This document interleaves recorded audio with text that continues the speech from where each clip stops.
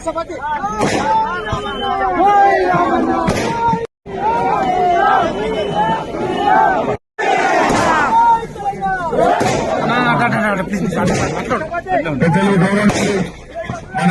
దయాన్న గారికి, అందరి అభిమాన నాయకుడు దయాన్న గారికి, అదేవిధంగా ఈరోజు పెద్ద ఎత్తున పెద్దవంగరలో స్వాగతం పలికిన మా అన్నదమ్ములకు అందరికీ కూడా పేరు పేరు నమస్కారం.